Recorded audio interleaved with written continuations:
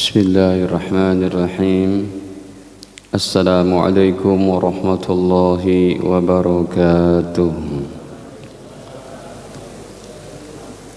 Innal hamdalillah nahmaduhu wa nasta'inuhu wa nastaghfiruh wa na'udzu billahi min shururi anfusina wa sayyiati a'malina.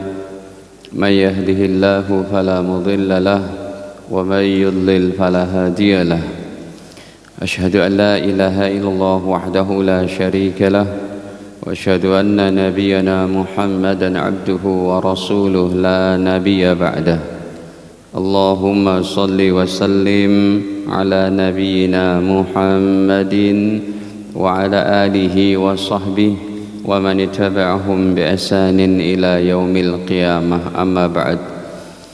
قال الله تعالى في القرآن الكريم يا أيها الذين آمنوا اتقوا الله حق تقاته ولا تموتن إلا وأنتم مسلمون.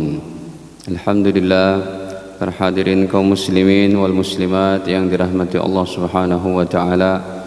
Sebelumnya marilah senantiasa kita panjatkan puji syukur kepada Allah taala atas segala limpahan nikmat-Nya kepada kita, terutama sekali nikmat iman Islam serta sehat afiat, dan nikmat masih diberikannya kita panjang umur pada tanggal 1 Januari 2024 ini, yang 1 Januari ini pun kita awali dengan perkara-perkara yang baik yang diridhoi oleh Allah Subhanahu wa taala, di antaranya menjalankan salat berjamaah dan melanjutkan kajian hadis Riyadhus Shalihin jilid ke-1, yang pada malam ini kita masuk kepada bab ke-38 jilid ke-1 ya.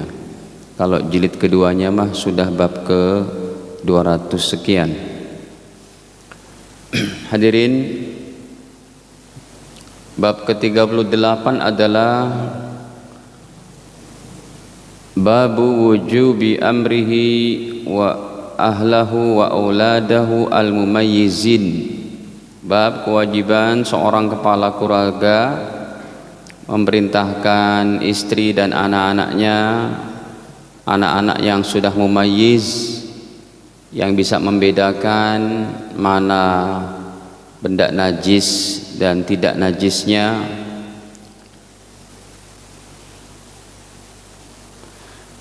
wasairu man fi ra'iyatihi, dan semua orang yang ada pada tanggung jawabnya.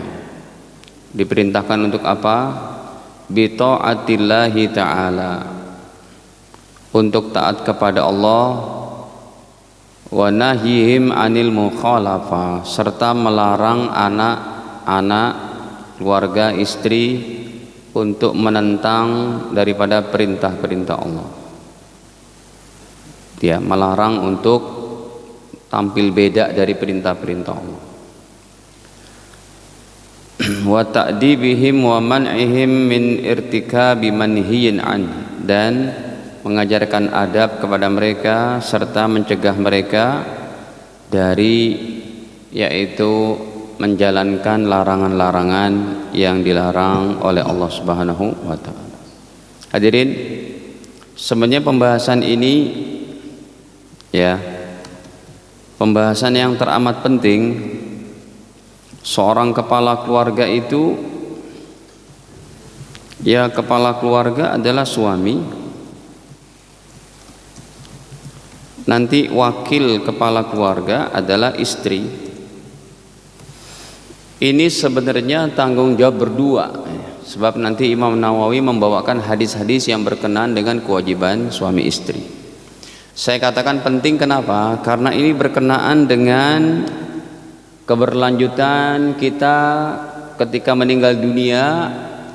Apakah yang mengalir pahala atau dosa? Ingat Pak, dalam kehidupan kita setelah meninggal ini dosa dan pahala masih bisa mengalir, masih berkelanjutan. Waduh, padahal judulnya ringan aja tuh Pak, bab kewajiban kepala keluarga mendidik istri dan anak-anaknya. Tapi kalau kita kaitkan dengan riwayat-riwayat yang lain, ini pembahasan yang berkelanjutan sampai alam kubur kita.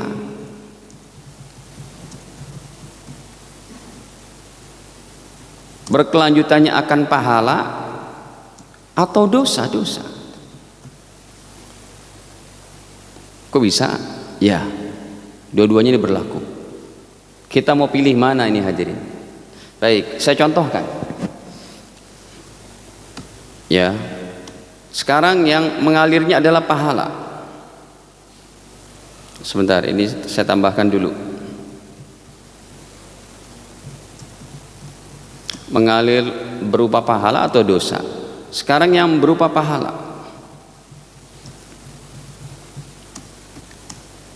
Mengalir kepada suami istri ini yang sudah meninggal.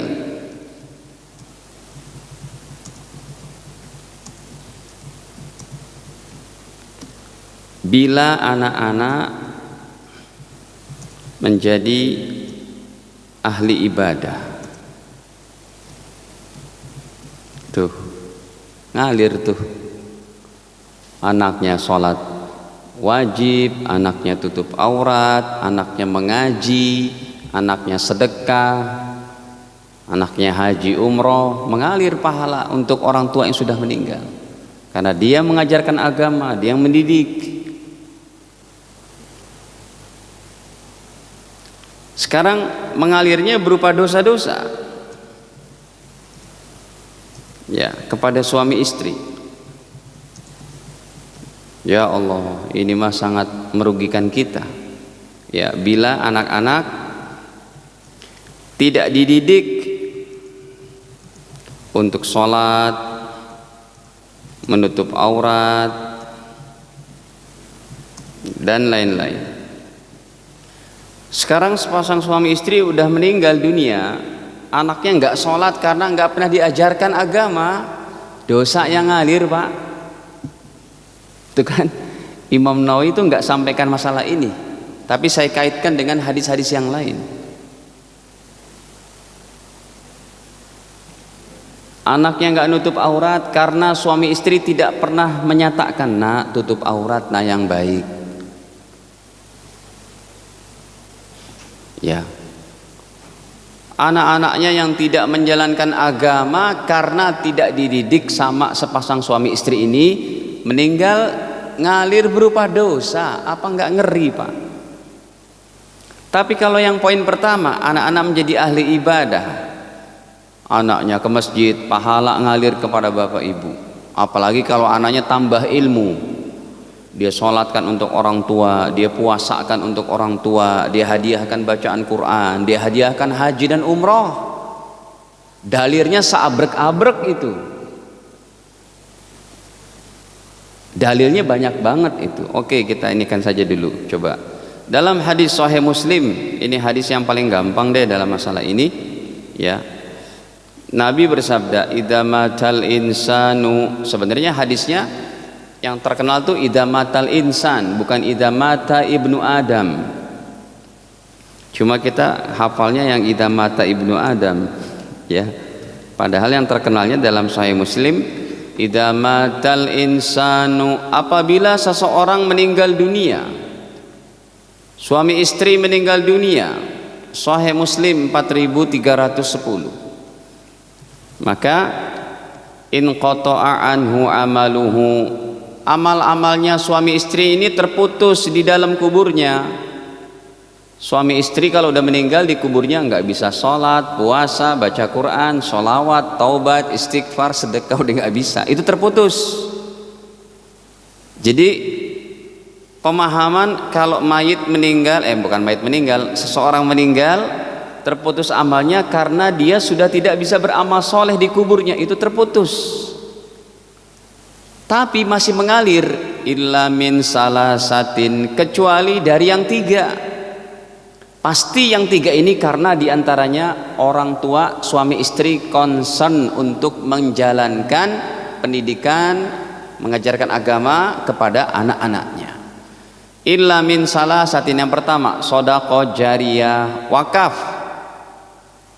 Ya Allah, orang yang paling banyak berwakaf di masjid ini udah meninggal, pahala ngalir terus. Nikmat Pak, tinggal menikmati rekening yang masih mengalir karena kasih sayang Allah kepada orang beriman. Ini perlu dipahami nih, supaya kita semangat ibadah terus, semangat memberikan kebaikan terus. Karena kalau kita bisa memberikan kebaikan untuk orang lain, kitanya udah meninggal, pahala masih ngalir, kan enak tuh Pak.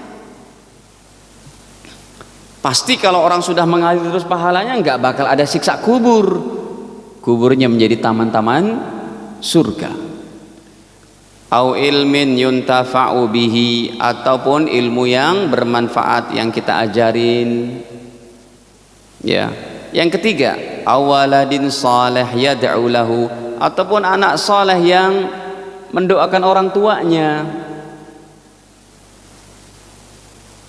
Tapi kalau anaknya nggak pernah diperintah sholat, anaknya oke lah jadi insinyur, jadi dokter, jadi ini itu, dalam segi finansial, ekonomi, keduniaan, akademisinya sukses, tapi tidak sholat karena tidak diajarkan oleh sepasang suami istri ini, beban ngalir dosanya. Jadi dosa-dosa mengalir itu sudah ada sejak zaman Nabi Adam. Ketika anaknya Qabil membunuh anaknya Nabi Adam, si Qabil membunuh siapa? Habil. Sejak itu ya Allah katakan faka'annama qatalan nasa jami'a, orang yang membunuh satu orang dosanya seperti membunuh seluruh manusia. Ngalir itu dijelaskan dalam hadis yang lebih jelas, li'annahu awwala man sannal qatl, karena Qabil orang yang pertama kali melakukan pembunuhan, sehingga dosa para pembunuh sampai detik ini mengalir kepada catatan dosanya si Qabil. Bayangin tuh Pak, berat tuh, jadi Qabil berat di akhirat. Ya, syariatnya Nabi Adam masih berlaku tuh sampai ditetapkan oleh Allah Ta'ala menjadi syariat Nabi Muhammad ini.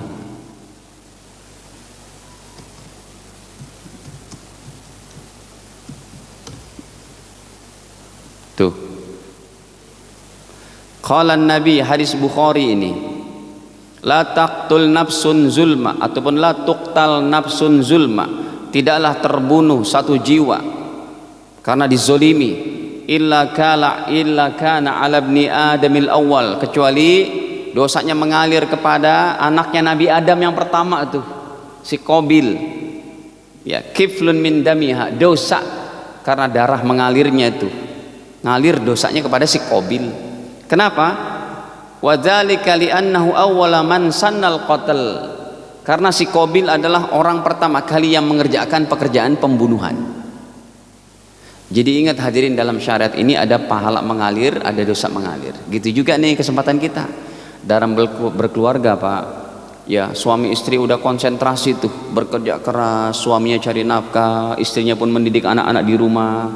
Udah lulus SD diajarkan pesantren, hafalan Quran, kemudian anaknya berkembang menjadi orang yang soleh, orang yang rajin ibadah, ataupun dia sekolah umum tetapi tetap diperhatikan pengajian agamanya, pendidikan agamanya, bisa baca Quran.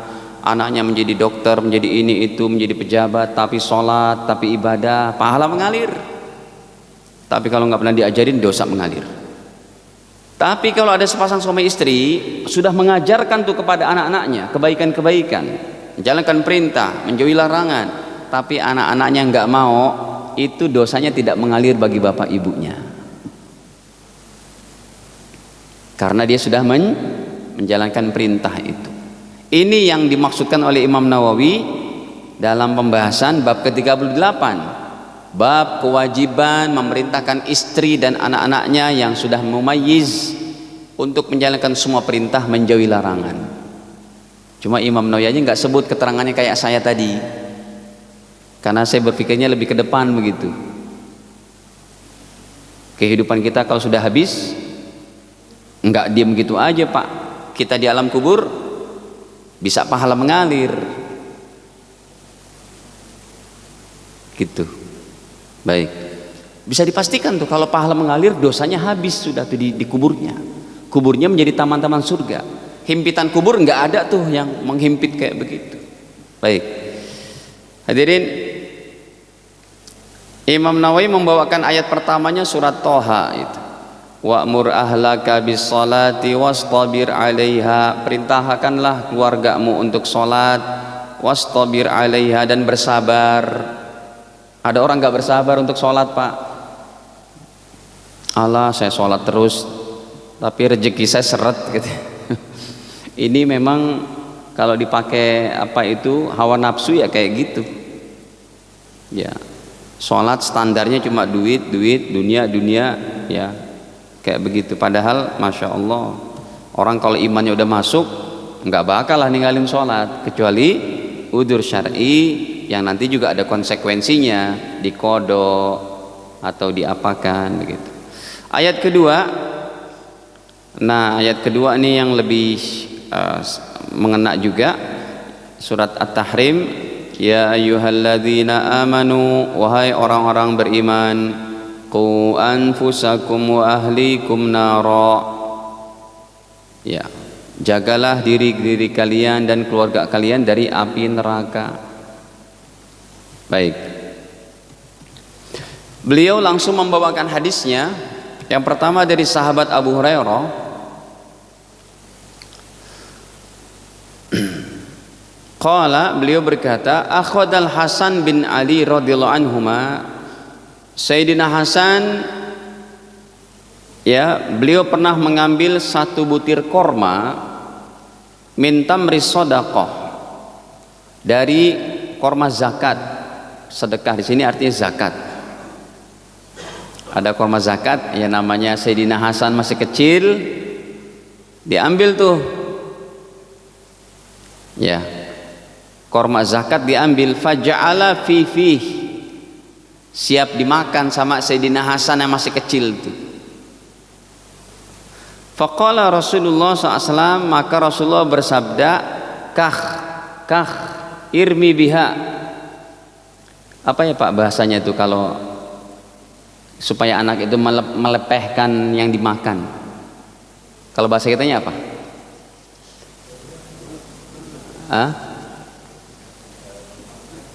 Ini nggak ada artinya dalam bahasa Indonesia nih. Kah.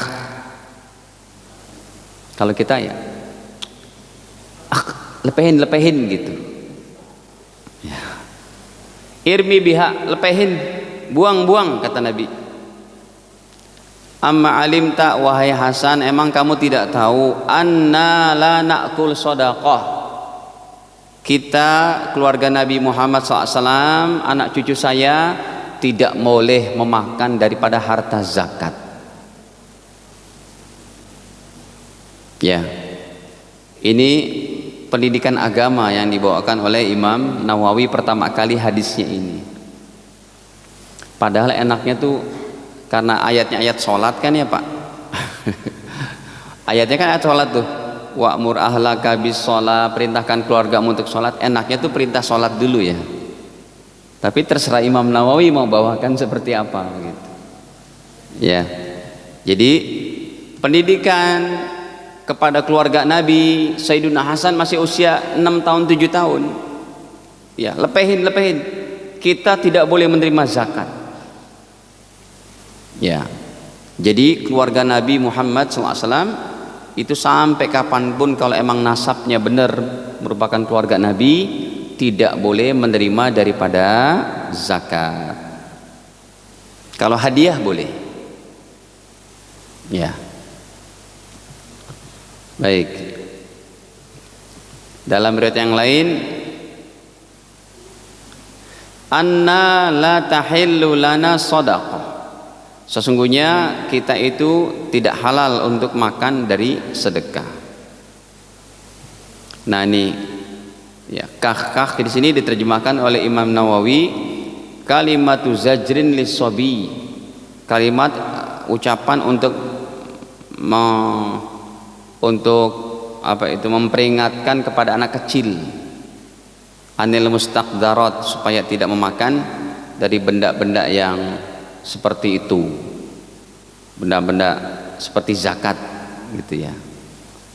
Jadi bahasa kitanya lepehin gitu ya, lepehin.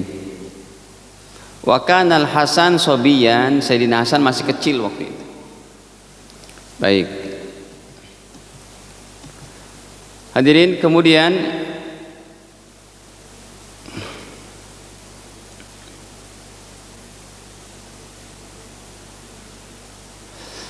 dari Abi Hafs Umar bin Abi Salamah Abdullah bin Abdil Asad Rabib Rasulullah sallallahu alaihi wasallam. Ya, ini diantaranya anak angkat Rasul.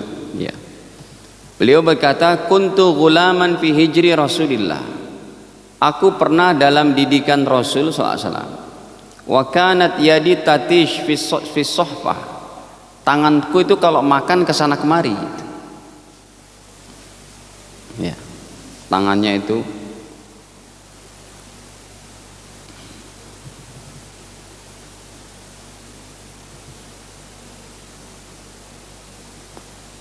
ini anak angkat dari Rasulullah, karena Rasul menikah kepada Ummu Salamah.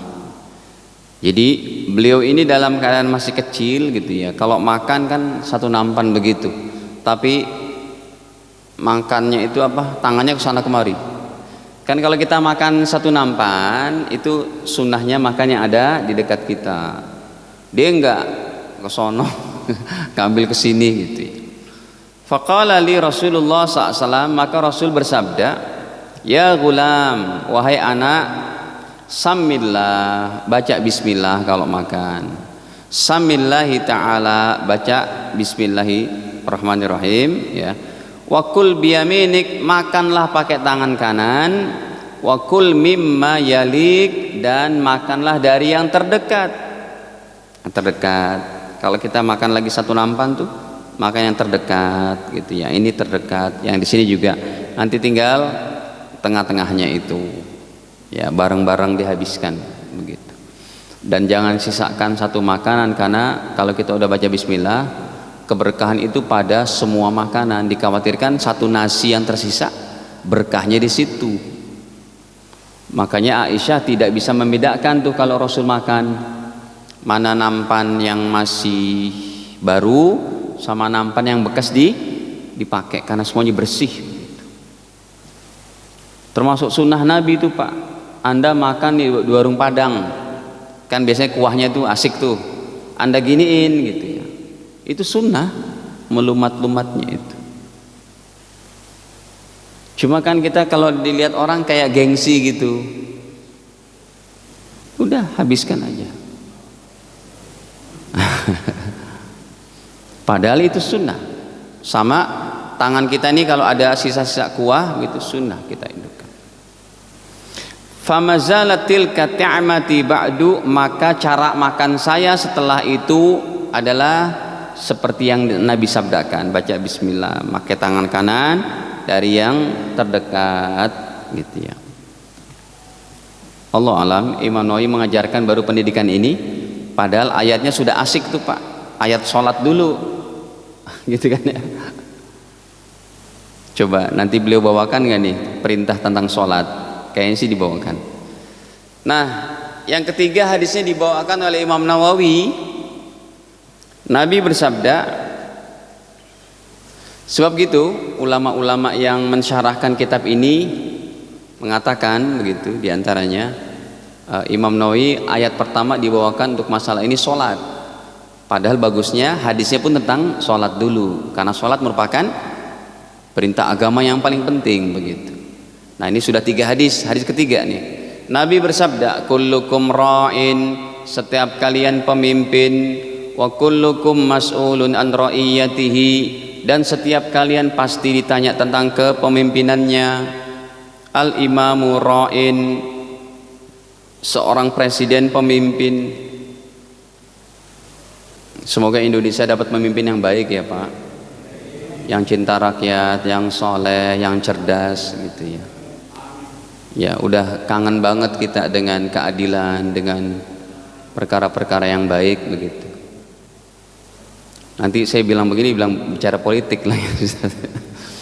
Itu doa maksud saya, semoga kan gitu, semoga Indonesia penuh barokah gitu.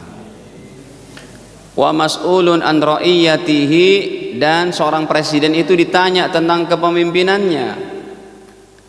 Hadisnya memang Rasul memulai dari kepemimpinan tertinggi, raja, perdana menteri, sultan, presiden, ya, dari kepemimpinan satu negara yang tertinggi. Kemudian Rasulullah memulai yang keduanya dari pemerintahan yang paling sederhana, keluarga. Nah ini pas nih, mengena nih dengan temanya ini, kewajiban suami istri mendidik anak-anaknya, ya, untuk menjalankan perintah, menjauhi larangan.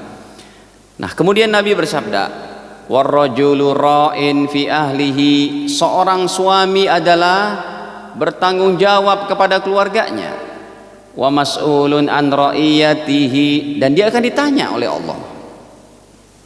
Jadi ijab qabul yang diucapkan cuma enggak ada 1 menit tuh Pak, ya, saya terima nikahnya dan kawinnya Fulanah binti Fulan, ya kan, dengan mas kawin tersebut tunai, nggak ada 1 menit, tapi tanggung jawabnya sampai ke akhirat di hadapan Allah. Itu ijab kabul yang masya Allah Pak, ijab kabul yang kita lakukan dulu, rupanya itu berlaku terus sampai di hadapan Allah itu. Sekalipun semuanya naudzubillah suami istri sudah bercerai, tetap akan ditanya itu. Ya, sampai di mana dia mendidik anak istrinya sampai usia perceraiannya itu. Nanti habis bercerai semuanya dia nikah lagi, berarti 2 kali itu dia ada pertanggungjawaban akan ijab kabulnya itu. Kalau sampai 3 kali Ustadz, ya terus saja begitu, gimana lagi. Intinya setiap ijab kabul itu akan ditanya sampai hari kiamat, bayangin. Makanya tadi saya sampaikan mukodimah pengajian ini Pak, kepada perkara yang untuk mengingatkan kita ini suami istri nggak main-main. Didikan suami istri ini berkelanjutan sampai alam kubur tuh. Kalau mengalir berupa pahala, fabiha wa ni'mat. Kalau mengalir berupa dosa, mau minta tolong sama siapa di alam kubur? Kecuali anak-anaknya memaafkan. Anak-anaknya Pak nggak pernah diajarin agama, tapi dia dapat hidayah dari jalur yang lain. Kan banyak tuh Pak, ada orang masuk Islam dari jalur yang lain, ya, ada anak-anak yang masuk rajin ibadah dari jalur ajakan jamaah tabligh lah, ada ajakan daripada kajian-kajian apa begitu, ada ajakan dari teman yang akrabnya, akhlaknya baik, muslim yang baik, bisa jadi. Lalu dia bilang setelah dia menjadi anak yang taat, ya Allah maafkan bapak ibu saya, mereka nggak pernah mengajarkan agama kepada saya, ya Allah. Ya, mereka menjadi orang Islam yang biasa saja gitu, nggak pernah mengajarkan kami. Bukannya, maksudnya itu lalai dalam beragama, maafkan dia. Bisa jadi dosanya makin terkikis dengan doa anak-anak yang soleh tadi. Kemudian bukan cuma suami, kata Nabi, wal mar'atu ra'iyatun fi baiti zaujiha, seorang istri juga pemimpin di rumah suaminya. Wa mas'ulatun an ra'iyatiha, dan dia juga akan ditanya tentang kepemimpinannya. Suami istri jadinya tuh, ya, suami kepala negara rumah tangganya, istri wakil kepala negara. Ini otomatis aja, ini udah dilantik oleh Allah dan Rasulnya. Bukan itu saja, wal khadim, dan pembantu, ra'in fi mali sayyidihi, dia pemimpin untuk menjaga daripada harta majikannya. Wa mas'ulun an ra'iyati, dan pembantu seperti ini juga akan ditanya tuh, jujur nggak dia tuh dalam memanage keuangannya. Dikasih uang belanja nih sehari 100.000, ya, ternyata kembaliannya nggak dilaporin, itu ditanya semua. Fakullukum ra'in wa mas'ulun an ra'iyatih, dan semuanya adalah pemimpin, kalian akan ditanya. Kenapa Rasulullah memulai dari pemimpin terbesar satu negara? Karena itu yang terpenting Pak. Kalau dia fatal dalam menjalankan kepemimpinan, rakyatnya mengeluh di hadapan Allah, ya, kemudian rakyatnya berbuat dosa dan macam-macamnya, pemimpinnya tidak pernah memperhatikan masalah agama, udah habislah kayak gitu. 200 sekian puluh juta minta pertanggungjawaban di hadapan Allah. Belum lagi masalah ini, masalah itu, masalah. Ya. Belum lagi masalah anak-anak gelandangan yang tadi saya di lampu merah pun masih banyak anak-anak yang pengemis. Sebenarnya itu sudah harus tertuntaskan Pak, zaman sekarang ini sudah nggak ada lagi. Baik, Allah alam. Nanti kalau si bicara panjang lebar dikira berpolitik, padahal risau saya aja gitu ya, risau pemerataan pembangunan maksudnya itu. Baik. Nah hadirin, itu diantaranya Imam Nawawi membawakan hadis. Nah hadis keempat nih baru cocok. Saya sih lebih cocok untuk menyatakan ini seharusnya hadis pertama dulu, karena perintah terpenting dalam amal soleh kita yaitu apa? Sholat. Hanya saja Imam Nawawi menempatkan nomor 4. Ya lagi-lagi terserah Imam Nawawi ya, ada hikmah-hikmah di balik itu, karena memang ini kitab beliau gitu ya. Baik, Nabi bersabda hadis keempat, muru auladakum bis salati, perintahkanlah wahai kalian sepasang suami istri anak-anak kalian untuk sholat. Ini cocok nih dengan babnya, bab supaya anak-anak kita perintahkan jalankan perintah ini dulu nih. Bapak Ibu, jangan sampai anak-anak kita nggak sholat hadirin ya. Jangan sampai anak-anak kita nggak perintah sholat. Kalau kita udah konsentrasi itu, udah sungguh-sungguh memerintahkan mereka sholat, mereka udah pisah rumah dengan kita karena udah berkeluarga, lalu mereka sendiri yang nggak sholat di luar sepengetahuan kita, karena kita udah nggak berumah, sudah tidak satu rumah, itu berarti tanggung jawab dia. Kecuali yang berdosa mengalir itu kalau si ayah ibunya suami istri tidak pernah apa? Ngajarkan. Ya, makanya kalau saya melihat santri-santri kita lagi ngajar gitu ya, santri masih kecil-kecil, masih 12 tahun, 14 tahun, ya Allah, Masya Allah, ada rasa bukan cuma anak kita Pak, anak orang lain ini kita didik ya, 24 jam sama kita, tidur di situ, makan di situ, ngaji bareng, ngapal Quran bareng, dengan harapan kalau kita meninggal ini menjadi pahala-pahala mengalir aja begitu ya. Baik, wahum abna sab'i sinin, 7 tahun tuh, 7 tahun udah mesti di apa, dijejekin tuh sholatnya. Berarti kita mulai itu Pak dari 4 tahun 5 tahun udah mulai diajak ke masjid, 7 tahun udah. Dan kalau sampai 10 tahun belum sholat juga, wadribuhum 'alaiha, boleh anak-anak kita dipukul. Wahum abna ashrin, umur 10 boleh dipukul. Pukulnya bukan pukul yang menyakitkan, pukul untuk mendidik. Ngerti nggak Pak cara mukulnya Pak? Ini hadis ini harus dipraktekin dengan harus dipahami dengan praktek. Mukul anak yang haram tuh haram, kepalanya haram. Ada teman-teman ikut keluar 3 hari Pak ya, keluar 3 hari anak teman-temannya di kebun jeruk.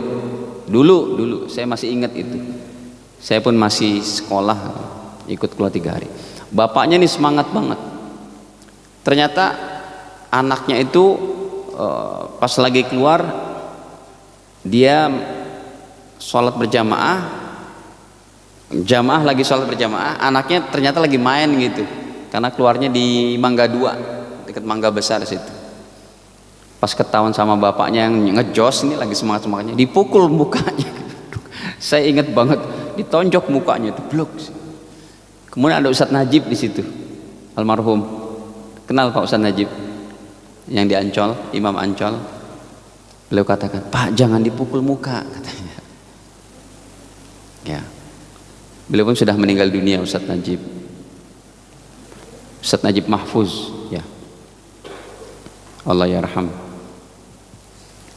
Jadi memukulnya itu tidak boleh muka, tidak boleh kepala. Mukulnya itu mana? Ini punggungnya. Pukulannya seapa? Segini. Gitu. Jadi yang keras bukan pukulannya, tapi risau kita. Kamu nak kenapa belum sholat? Pukul sini. Itu nggak sakit itu. Jadi pukulnya nggak boleh sampai berdarah-darah itu. Tidak boleh, ya. Nanti kalau anaknya udah dewasa dilaporin apa tuh? KDRT pula. Wa farriqu bainahum fil madaji', dan pisahkan kamar tidur mereka. Kalau udah 10 tahun, yang laki dan perempuan itu kamarnya dipisah. Pendidikan agama. Ya. Pendidikan agama dipisah.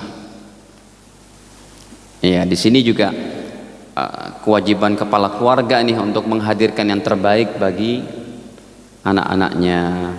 Ada tuh hadis yang saya ingat dalam riwayat Imam Ahmad. Ya, apa itu? Sebagian daripada kebaikan atau kesenangan, kebahagiaan seorang suami, dia bisa menghadirkan anaknya rumahnya rumah yang baik, ada kamar masing-masing, ada kendaraan yang baik. Ya, ini contohnya nih saya bawakan deh. Saya ingat riwayat Imam Ahmad itu. Dalam riwayat Imam Bukhari sih nggak ada. Bukhari Muslim saya belum dapati, tapi adanya dalam riwayat Imam Ahmad.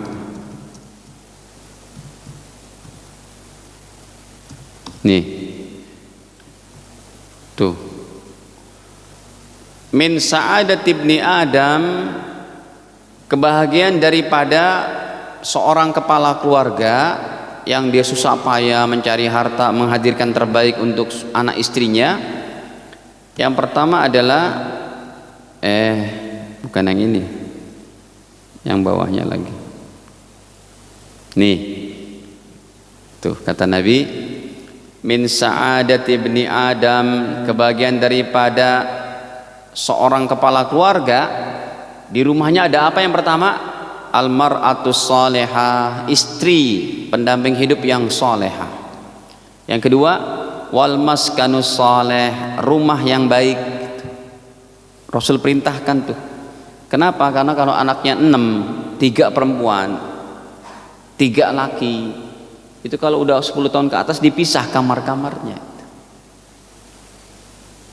Yang ketiga, wal markabus salih, dan kendaraan yang baik. Karena untuk menopang daripada aktivitas si kepala keluarga. Ada rupanya. Ini pun hadisnya derajatnya hasan. Rasulullah bersabda begini, bukan umatnya ini supaya cinta dunia, bukan, ini bentuknya dalam pendidikan keluarga. Menghadirkan kendaraan yang baik, rumah yang baik, istri yang solehah. Ya, baik. Nah, hadirin para jamaah dirahmati Allah, ini diantaranya hadis keempat yang dibawakan oleh Imam Nawawi. Ada yang ditanyakan sampai sini, Pak? Ya, silakan, Pak. Waalaikumsalam warahmatullahi. Waduh. Kepemimpinan, pembentukan keluarga. Oh. Pembentukan keluarga tuh. Secara apa? Secara menyeluruh. Secara garis besarnya aja, Pak. Pembentukan keluarga Islami gitu. Iya. Baik secara teori maupun pelaksanaannya, Pak. Di lapangan, Pak. Mohon penjelasannya. Ya. Kalau teorinya kayak tadi, ya, memerintahkan. Waalaikumsalam. Supaya jalankan perintah Allah dan jauhi larangannya. Ini teori yang paling menyeluruh sudah. Pembentukan keluarga Islami, suami istri harus punya prinsip ini, menjalankan perintah, jauhi larangan. Dan itu Allah firmankan dalam ayatnya. Ya, Saling perintah kebaikan, mencegah kemungkaran. Contohnya nih ayatnya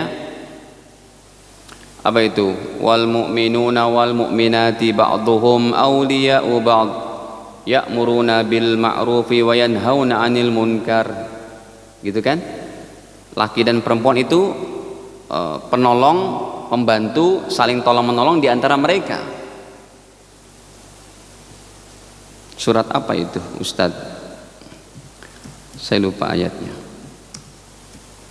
Jadi ini secara teori. Allahu Akbar.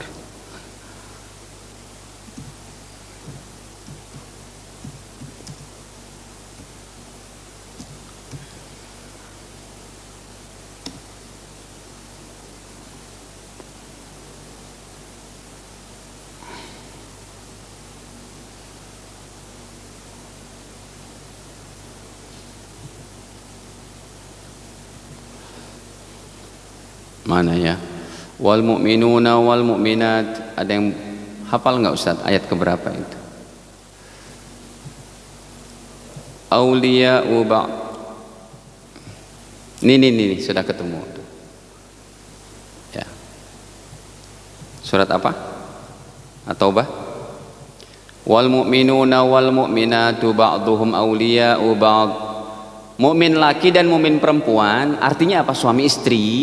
Auliya'u ba'd, ba'dhum auliya'u ba'd. Satu dengan yang lain itu adalah saling kerjasama, tolong menolong dalam apa? Ya'muruna bil ma'ruf, perintahkan kebaikan, wa yanhauna 'anil munkar, dan mencegah kemungkaran. Itu prinsipnya. Nanti teorinya jelaskan oleh Allah selanjutnya itu. Prinsip utamanya itu perintah kebaikan, cegah kemungkaran. Baru nanti prakteknya wa yuqimunas shalah wa yu'tunaz zakah wa yuti'unallaha wa rasulah. Oke, kalau di sini kita mau jelaskan tentang ini kan teori. Prakteknya yang pertama adalah ya. Prakteknya teramat banyak sih, Pak. Ya, perintahkan anak-anak sholat.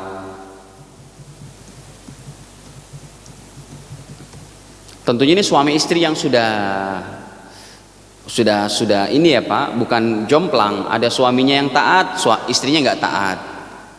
Ada yang istri taat, suami nggak taat. Ini suami istri udah sejalan gitu. Perintahkan anak-anak sholat, ya. Perintahkan anak-anak untuk apa itu? Baca Quran, ya. Dan lain-lain. Secara teorinya banyak banget. Intinya itu menjalankan Islam secara sebaik-baiknya. Nanti kalau kita definisikan lagi, bukan cuma untuk itu, selain untuk anak-anaknya, suami pun harus apa? Mata pencarian yang halal. Ini pun mempengaruhi daripada kehidupan keluarga Islami secara praktek.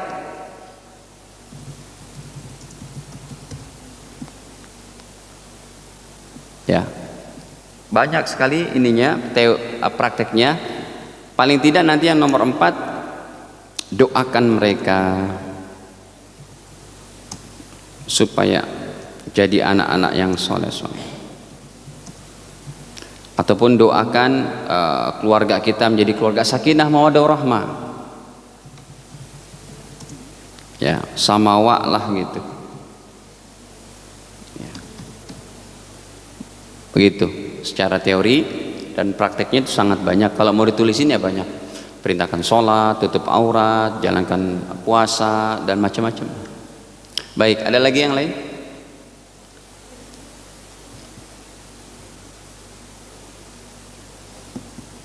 Ya, silakan.